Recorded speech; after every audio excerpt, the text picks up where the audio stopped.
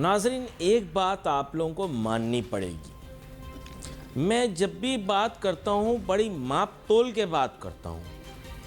मैं वो पहला पाकिस्तानी टेलीविज़न एंकर था जिसने कहा था कि जनाब डोनाल्ड ट्रंप साहब अमेरिका के सदर बनेंगे। ये उनके इलेक्शन से पहले की बात है। आपके मुल्क के अंदर तमाम लोग बशमुल एजाज, नादेश, औरंगज़ेब सब डिस्को डांस कर रहे थे, कमाला आएगा कमाला आएगा। फिर मैंने इनको बताया कमाला आएंगी, अगर आएंगी तो, वरना इन बेचारों को पता नहीं था। ये समझे शायद कमाला हमारा ही कोई जानने वाला है। तो खैर एनीवे, मैंने लोगों को बताया पाकिस्तान में कि जनाब डोनाल्ड ट्रंप साहब ही जीतेंगे और उनके इलेक्शन जीतने के इम्कानात बहुत ज़्यादा रोशन हैं। खैर एनीवे, लोगों ने मेरी बात मुस्तरद कर दी, आई गई कर दी। फिर उसके बाद मैंने उनके इलेक्शन जीत जाने के बाद ये बताया कि सियासी तौर पर नहीं, वो दुनिया को माशी तौर पर हैंडल करेंगे। कैसे हैंडल करेंगे? माशी तौर पर। आपकी बीवी को आप कैसे हैंडल करेंगे? माशी तौर पे हैंडल करेंगे। हैं? मेरे साथ सारे अंकल मुत्तफिक हैं। आप देखें, आप अपनी वाइफ को पैसे दें, ठीक, फिर उसके बाद देखें मुस्कुराएगी, हंसेगी, आपसे प्यार भरी बातें करेगी। अगर आप होंगे कंजूस, मक्खी चूस, और उसको टाइम पे उसका खर्चा नहीं देंगे, तो वो फिर क्या करेगी आपके साथ? वो आप साथ उनेजा वाला सलूक करेगी। समझिए ना बात। तो आपके साथ वही सलूक होगा।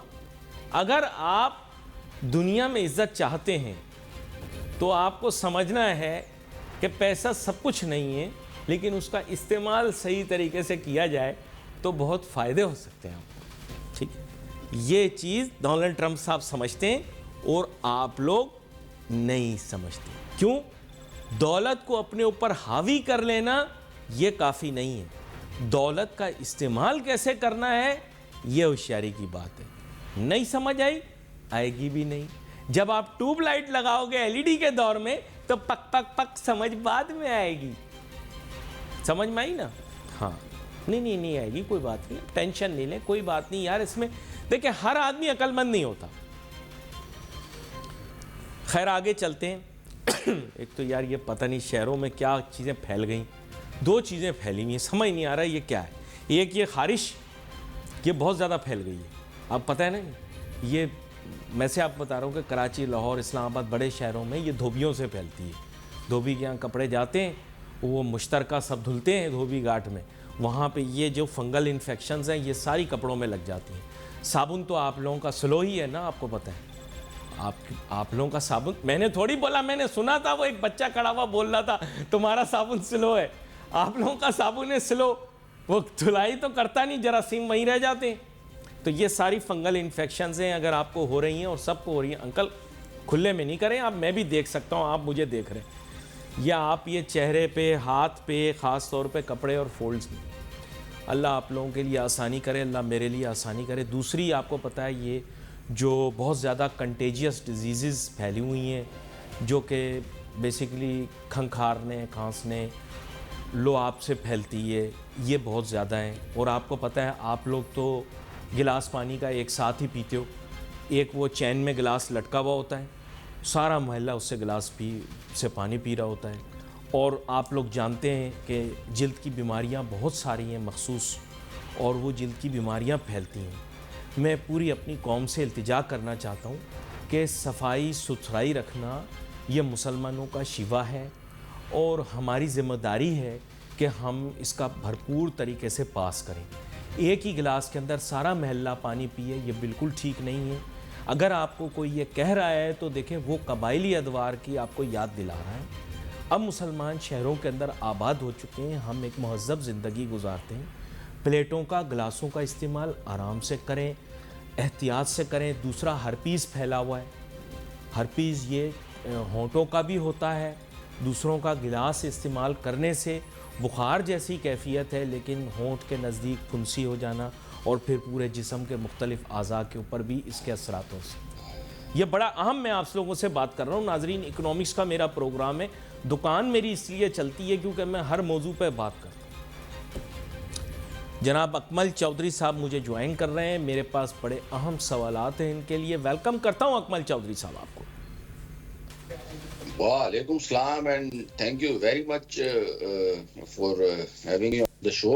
और थोड़ा सा ये जो आप खारिश के हवाले से बात कर रहे थे ना, तो यार ये तो कल से मुझे भी जो है ना यकीन करो परसों से इतनी जो है ना वो खारिश मतलब जगह जगह पूरी स्किन के ऊपर वो हो रही थी कि मैं बिल्कुल वो कंघी से जो है ना वो रगड़ रहा सर था। ये फंगल तो आज इन्फेक्शन है, ये बहुत ज़्यादा फैल रही है और ये मुसाफे से भी फैल रही है। मैं पहला टेलीविज़न एंकर हूँ जिसने इसकी निशानदही कर दी है।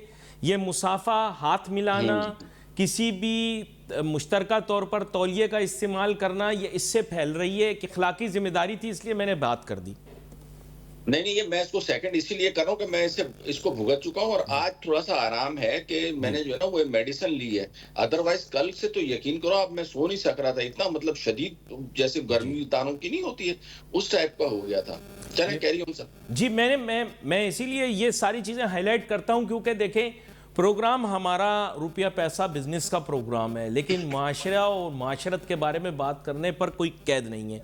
यहाँ पर मैं आपके सामने एक और नुक्ता रखना चाहूँगा क्योंकि मैंने बहुत पहले तीर से एक निशाना लगाया था, ठा वो जाकर लगा। आपके साथ भी बहुत सारे प्रोग्राम किए मैंने इस बारे में कि डोनाल्ड ट्रंप साहब ऐसे पत्ते खेलेंगे क्योंकि उनके पास ट्रंप के पत्ते हैं। पता नहीं आप ताश खेलते हैं या नहीं, मैं तो ताश बहुत शौक से खेलता हूँ। लोग मना करते हैं लेकिन मुझे तो कोई बुरी आदत नहीं पड़ी इससे। इसमें एक गेम होती है, उसका नाम होता है ट्रंप। जब आपके पास ट्रंप के पत्ते ज़्यादा हों तो फिर आप दूसरे खिलाड़ियों पे हावी हो जाते हैं। सही बोल रहा हूँ गलत बोल रहा हूँ? जी आप बिल्कुल सही बात कर रहे हैं। और इससे पहले अब तक तसव्वुर ये था कि जो बंदा हुकूमत चला रहा हो तो चूंकि रियासत जो है उसका काम होता है अवाम की फलाह बहबूद, तो वो जो भी रियासत का सरबराह या करता धरता जो होते हैं उनका बिजनेस में इन्वॉल्वमेंट नहीं होना चाहिए। कहा जाता था कि ये बिजनेसमैन जो है वो रियासत नहीं चला सकते। अमेरिका में जो है ना वो ये एक नया तजर्बा किया गया जहाँ पे डोनाल्ड ट्रंप साहब आए और वो रियासत को एज ए बिजनेस चला रहे हैं और पूरी दुनिया को अपना कस्टमर समझ रहे हैं। आते ही उन्होंने कनाडा के ऊपर, चाइना के ऊपर, मेक्सिको के ऊपर और दीगर कंट्रीज के ऊपर सबसे पहले उन्होंने कहा जी मैं तो जो है वो आपके ऊपर इतने फीसद ड्यूटी लगा दूंगा ताकि आपकी हमारे यहाँ पे जो अशिया आती हैं हम उसको बैन करें। अच्छा उसका जो है आप देखें फिर रद्द-ए-अमल भी आया, किसी का पॉजिटिव आया, किसी का नेगेटिव आया। कनाडा ने जवाबी जो है वो उनके ऊपर जो है वो ड्यूटीज आयद की। अब थोड़ा सा मेक्सिको और कनाडा के हवाले से अगर मैं आपको बताऊं तो ज्यादा जो ट्रेड इन दोनों ममालिक का होता है ये तकरीबन कनाडा, मेक्सिको और अमेरिका तकरीबन ये 800 से 900 बिलियन डॉलर की आपस में इनकी तिजारत होती है। और कनाडा मेक्सिको जो है वो ऑयल सप्लायर है, ऑयल का सबसे बड़ा उनको जो है वो प्रोवाइड करता है। तो ऐसा नहीं है कि मेक्सिको की अगर चीजों के ऊपर ड्यूटी ज्यादा लगाएंगे तो अमेरिका उसको भुगतेगा नहीं। अमेरिका में भी उससे महंगाई आई, ऐसा नहीं है कि उसके ऊपर एज सच कोई फर्क पड़े। एक सट्टा है और उसने खेला और आप देखें उसके बाद आज जो है वो उन दोनों मुल्कों ने, कनाडा ने भी मेक्सिको ने भी कहा है कि जी हम बॉर्डर पे जो लोग जो गैर कानूनी नकलो हरकत है हम उसको कंट्रोल करेंगे और 1 माह के लिए इसको डेफर किया है। अब चाइना का देखना है कि चाइना इसको किस तरीके से रिस्पॉन्ड करता है क्योंकि सबसे ज्यादा जो इसमें नुकसान होगा वो चाइना का होगा। अलबत्ता उसको पूरा उसको वर्ल्ड ट्रेड ऑर्गेनाइजेशन में भी ले जाएगा, वहां पे भी इसके ऊपर चीजों को डिस्कस करेगा। तो देखते हैं कि ट्रंप की ये बिजनेस जो बिजनेस के तरीके से, बिजनेसमैन के तरीके से रियासत को चलाने का जो तजर्बा है वो किस हद तक कामयाब होता है। लेकिन इसका एक इम्पैक्ट जो है ना वो बड़ा जबरदस्त आ रहा है। जो कुछ भी ट्रंप ने अब तक किया उसके नतीजे में आलमी जो स्टॉक मार्केट्स है उनमें तो गिरावट देखी जा रही है, लेकिन डॉलर मजबूत हो रहा है। डॉलर जो है वो यूरो के मुकाबले में भी और आप चेक करें अकमल चौधरी साहब, आपको याद होगा वो उस दिन हमारी बात चली थी, बीच में रह गई। गोल्ड ने आज जनाब ये मारा और लोग हैरान हो गए कि गोल्ड इतना ऊपर कैसे चला गया, जबकि डोनाल्ड ट्रंप के इलेक्शन के बाद लोगों का यह ख्याल था कि गोल्ड की मार्केट का बड़ा बुरा हाल होगा।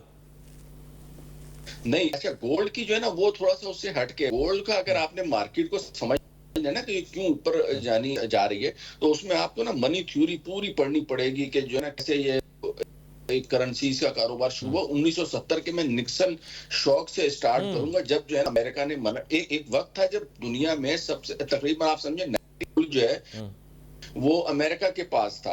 अच्छा, उसके बाद over the period of time America ने उस गोल्ड के अगेंस्ट डॉलर्स इशू किए हुए थे, और बाकायदा जिसके ऊपर डॉलर्स होते थे, जिस मुल्क के पास, उसको जो है ना वो गोल्ड देता था। अब करते करते उसके गोल्ड के जखायर कम होना शुरू हो गए। आज भी सबसे ज्यादा जखायर तो अमेरिका के हैं, लेकिन वो ऐसा ऐसा कम हुए। तो 1970 में उन्होंने पॉलिसी बनाई, निक्सन ने, उनके जो प्रेसिडेंट थे, कि अब जो है ना वो अमेरिका गोल्ड नहीं देगा, जिसने डॉलर में करना है वो डॉलर में ही ट्रेड करे।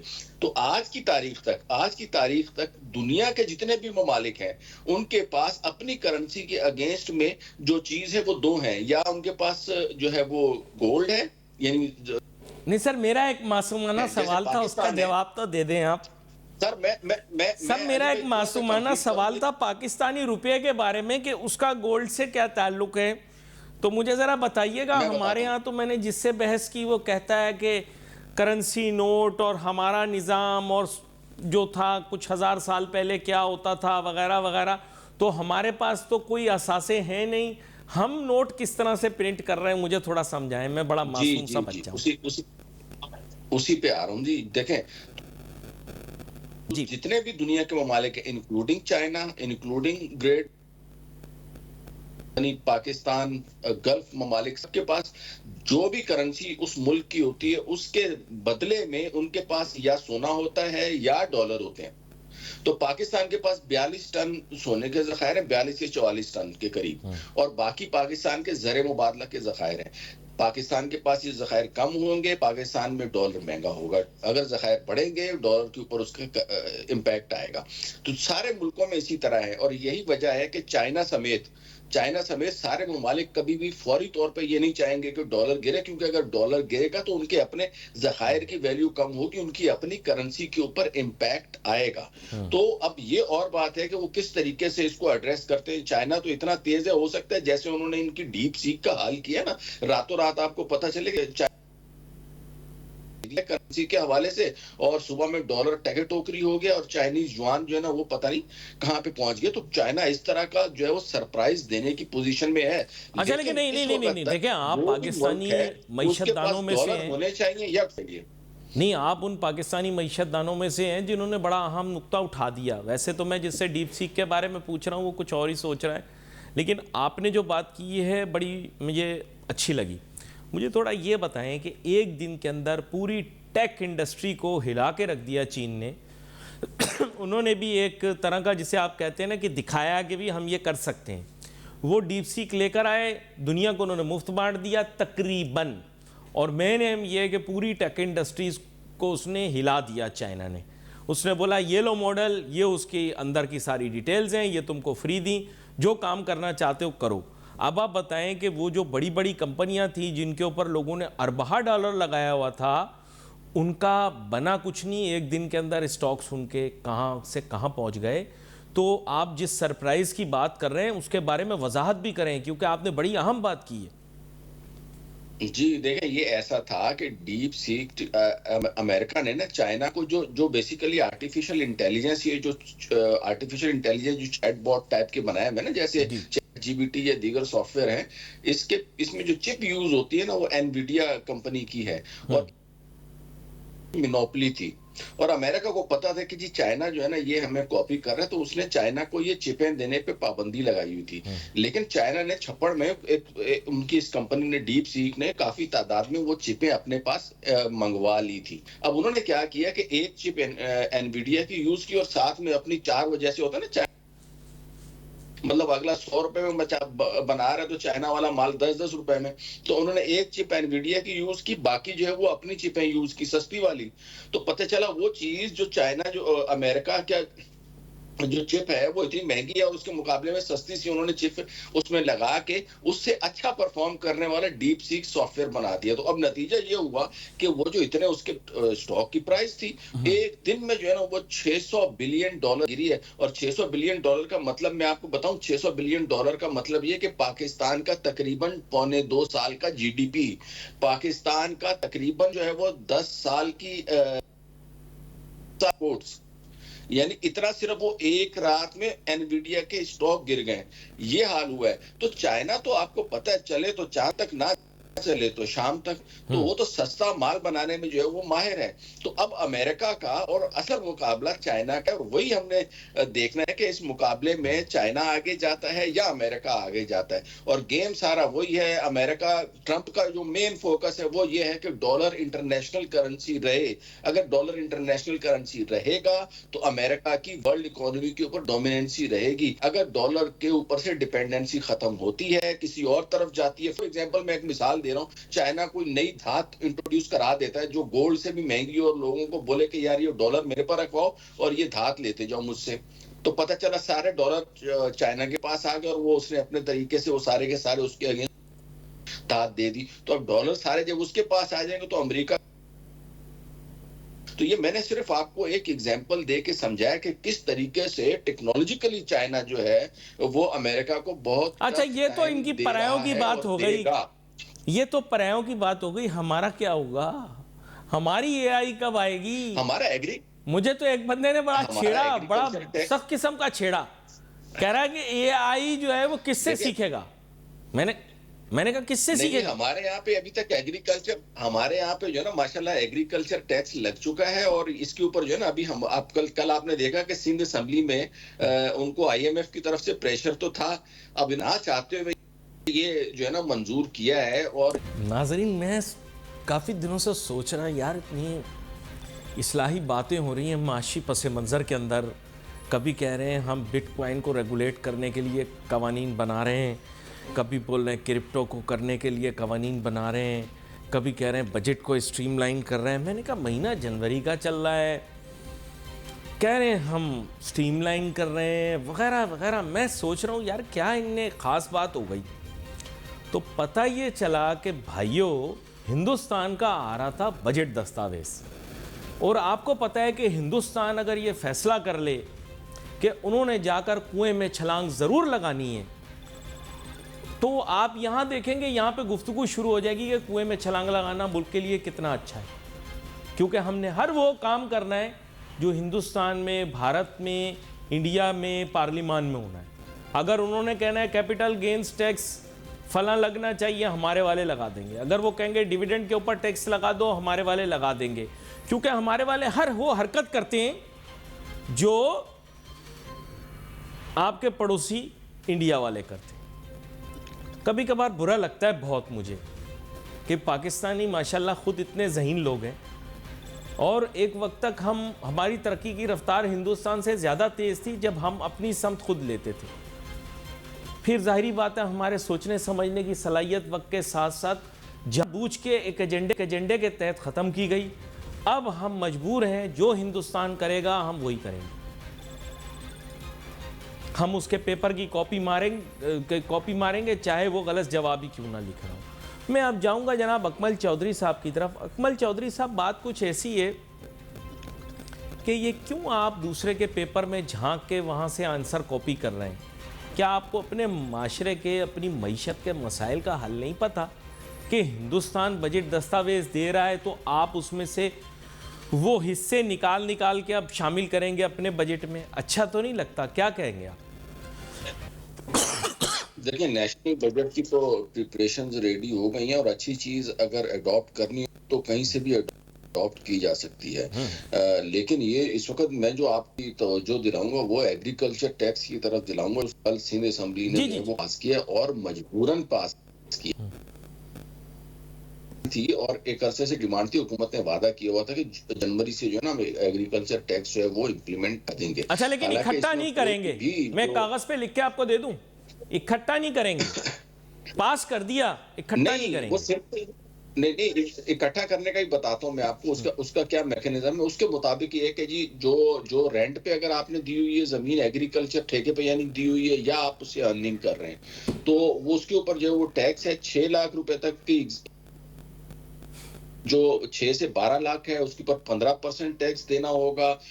12 से 16 लाख तक 90,000 रुपए प्लस जो है वो 20% आपको देना पड़ेगा। इसी तरह जो है वो 16 से लेकर 32 लाख तक 1,70,000 रुपए प्लस जो है वो 40% के ऊपर आपको जाना पड़ेगा, सॉरी कोई नहीं देगा, 30% के मैं ऊपर। आपको बता रहा हूं नहीं देंगे लोग। और मैं आपको भी बता रहा 56 हूं नहीं लाख से देंगे, मैं ऊपर जब आपको, आप आप मुझे जाएंगे बताएं, मैं आपको तो बता देता हूं, अभी नहीं देंगे, 45%, कोई नहीं देगा। 45%। उसकी वजह ये है कि यहाँ पे लैंड होल्डिंग के साइज सूबा सिंध में बहुत बड़े। अकमल चौधरी साहब, आप तो खुद, क्योंकि आपका सरनेम चौधरी है और चौधरी जो होते हैं लैंड होल्डर होते हैं, आपको पता होगा। यहाँ पर लैंड होल्डिंग का साइज अगर मैं आपको बता दूं, आप हैरान रह जाएंगे। यहाँ पे हजार एकड़ वो जमीन आपकी बात होती है सही लोगों है, के पास, नहीं कोई भी नहीं देगा आपकी टैक्स। बात मैं सही बता है, रहा हूँ लेकिन आपको, मैं टैक्स नहीं पहले देंगे। मैं देगा या नहीं देगा, लेकिन मैं थ्योरेटिकली जो पास हुआ वो उसके जो है ना की पॉइंट्स आपको बता रहा था कि जी 56 लाख से ऊपर जो 45% टैक्स देना होगा, और अगर कंपनी है तो तकरीबन जो है वो उनको 35% के करीब टैक्स देना होगा। ये मैं उसके की पॉइंट है ताकि आपके नाजरीन की जो है ना वो नॉलेज में भी आ जाए ना कि ये हुआ क्या है। तो मैं उस पॉइंट ऑफ व्यू से बात कर रहा हूँ। यानी अगर कंपनी है तो वो 29%, सिंगल मेंबर जो सर, स्मॉल कंपनी है 20%, ज्यादातर और एनी एमपीए, अदर ज़्यादातर एमपीए, एमएनए, सेनेटर जो सूबा सिंध से वाबस्ता हैं, वो वडेरे हैं, मैं लैंड होल्डर हैं, एग्रीकल्चरलिस्ट हैं। अगर वो डेक्लेरेशन के अंदर बिल्कुल सही सही लिख देते हैं कि ये इतनी ज़मीन हमारे पास है, जो कि बहुत बड़ी है ज़मीन उनके पास, तो आप मुझे बताइए कि कल को अगर वो नादहिंदा हो गए तो उनको इलेक्शन लड़ने की इजाज़त नहीं मिलेगी। अगर बिलफर्ज हम ये कहते हैं कि वो खुद नहीं करते, अपने बच्चों के नाम पे कर देते हैं, तो उनके बच्चों ने भी कल सियासत करनी है, वो भी अपनी डिक्लेरेशन में कभी लिख के नहीं देंगे, क्योंकि वो नादहिंदा हो गए तो कभी इलेक्शन नहीं लड़ पाएंगे।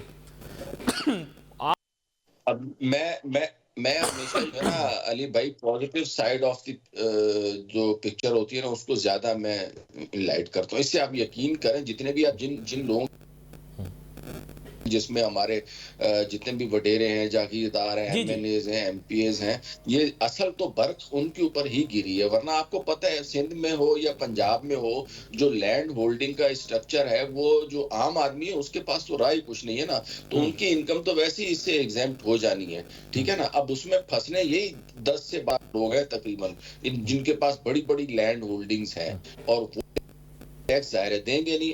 ऑल्दो के सिंध रेवेन्यू बोर्ड जो है वो टैक्स को कलेक्ट गवर्नमेंट के अंडर में नहीं है। अगर वो अपने सही तरीके से काम करें ना तो ये बड़े आसानी से इस टैक्स को कलेक्ट किया जा सकता है। लेकिन आपको पता है हमारे यहाँ तो सारा सिस्टम ही करप्ट है, तो उसमें ये वाले लोग तो हाथ नहीं आएंगे। और हाथ कौन आएगा? अरे जो आम 2-3 एकड़ वाले हैं, ये वो भी नहीं देंगे जो है ना ये टारगेट सिंध में मुमकिन नहीं है, वो भी नहीं देंगे। मैं वैसे आपको बता रहा हूं, वो भी नहीं देंगे, सिंध में मुमकिन नहीं है। मैं देखिए सर प्रैक्टिकल आदमी हूं, प्रैक्टिकल आदमी हूं, और मैं यहाँ काफी अरसे से रह रहा हूं, तो मैं आपको यहाँ का लैंड होल्डिंग स्ट्रक्चर, यहाँ के सिस्टमिक स्ट्रक्चर का बता रहा हूं।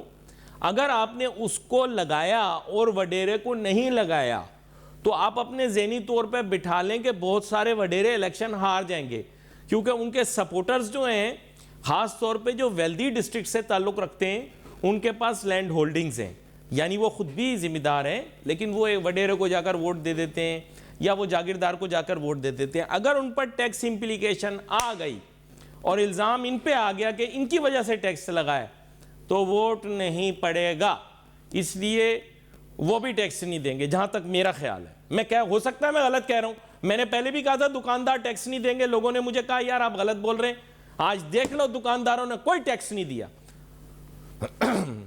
बिल्कुल सही बात है। और हमारी जो है ना वो थोड़ा सा बदकिस्मती भी यही है कि आप ऑल दो के dark side of the picture देख रहे हो, बट कराची वालों ने दे दिया, शरीफ कराची वालों ने।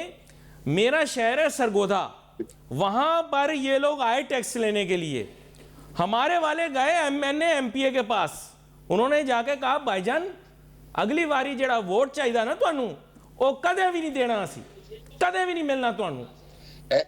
मैं आपको बता बिल्कुल रहा हूं, ऐसा ही उन्होंने है, सीधी इसकी सी बात की, पॉलिटिकल हमारे इम्प्लीकेशंस, दुकानदारों ने जाके बिल्कुल इसकी सरगोदा के पॉलिटिकल एमएनए एमपीए को इम्प्लीकेशन। बोल दिया कि फिर साढ़े कोल ना आवी, साढ़े मगर ना ला।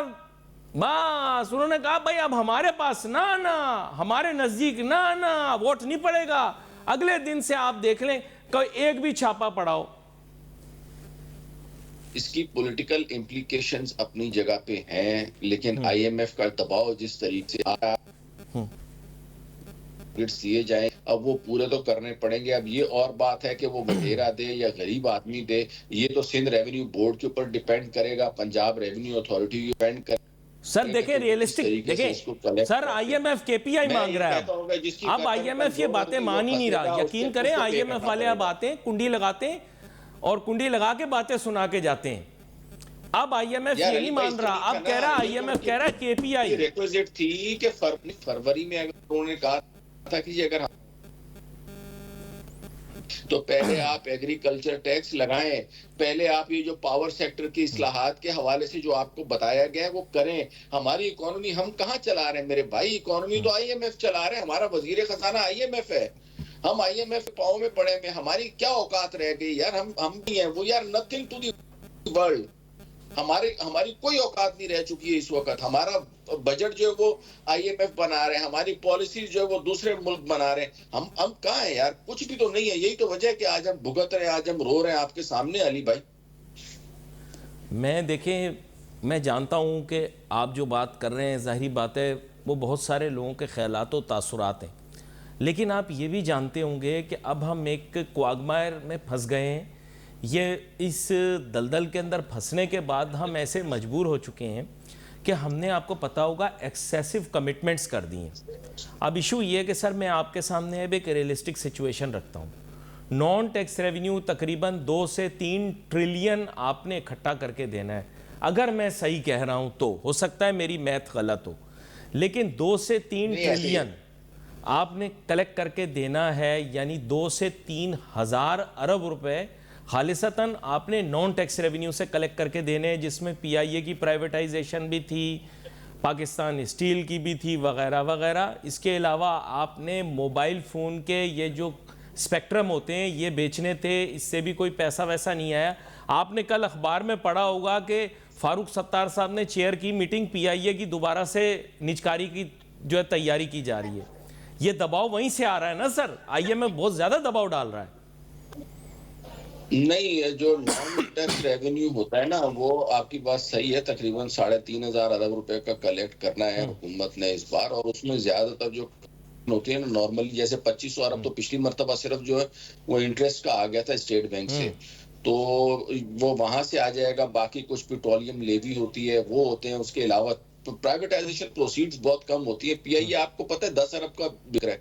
अब 10 अरब रुपए का अल्लाह ना करे कि बिके, पीआईए की वर्थ मेरे हिसाब से तो 2000 अरब रुपए है, लेकिन फर्ज करें अगर वो तो अब 10 अरब की अगर बात करें तो कहाँ जो है ग्राहक नहीं लग रहा ना, ग्राहक लग जाए तो बात है। अकमल चौधरी साहब तफसील बता रहे थे, बेसिकली उन्होंने नॉन टैक्स रेवेन्यू के अंदर बहुत सारे जुज बताए, 2-3 उनमें ऐसे थे जो मेरे से भी क्योंकि फोरसाइट की वजह से मिस हो गए थे, और जैसे उन्होंने बताया कि उसमें इंटरेस्ट भी शामिल है, और उसमें ज़ाहिर बात है डिविडेंड भी आता है स्टेट ओन्ड एंटरप्राइजेस का, वो भी एक कंपोनेंट होता है। कुछ उन्होंने बताई और तफसीलात भी बताई कि जो उसके अंदर शामिल की जाती हैं। मैं चाहूँगा अकमल चौधरी साहब, इससे आगे चलते हुए एक मुख्तसर सी बात ये करूँगा कि आपने तो खैर बड़ी तफसील से और बड़े जज्बात के साथ ये बात बताई, लेकिन रियलिस्टिकली स्पीकिंग हमारी बॉयंसी इसके ऊपर डिपेंडेंट है कि western monetary and financial institutions हमारी इंडोर्समेंट करते रहें पॉलिसीज़ की, यह हमारी अब मजबूरी बन गई है। तो अब इससे हम आगे नहीं बढ़ सकते, कोई ऑल्टरनेट सोल्यूशन है तो बताएं। ऑल्टरनेट सोल्यूशन ये है कि हमें जो है वो सेल्फ सफिशिएंसी की तरफ जाना होगा सबसे पहले, और उसके लिए ज़ाहिर है स्ट्रक्चरल रिफॉर्म्स जो है वो करनी पड़ेंगी, फाइनेंशियल इंक्लूजन की तरफ जाना पड़ेगा ताकि लोगों को इसमें इंक्लूड किया जाए ग्रोथ में।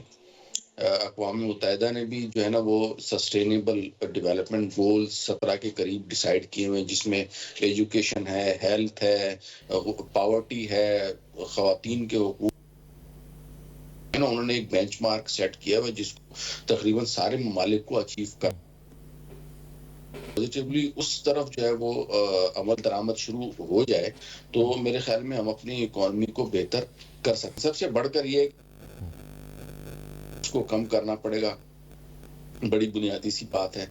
इसके साथ साथ हमें जो है ना वो अपने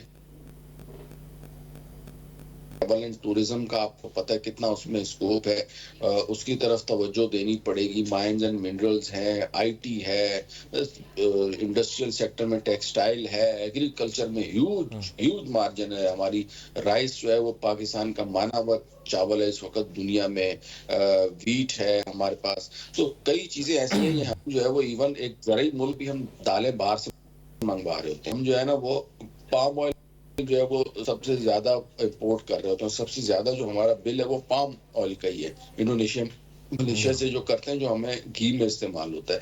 तो अब इन सब चीजों को अगर हम खुद कफील हो जाते हैं तो फिर उसके बाद अगले मरहले में हम बात करेंगे कि अब हमने जो है ना वो ग्रोथ करनी, डेवलपमेंट करनी और अपनी एक्सपोर्ट्स को बढ़ाने की तरफ जाना है। तो ये बड़ा अहम नुकता आपकी तरफ आ गया, आपकी तरफ से आ गया। यहाँ पर मेरे पास चूँकि बहुत सारे और मौज़ूआत भी थे बात करने के लिए, तो हमने काफ़ी मुफस्सिल गुफ्तगू कर ली।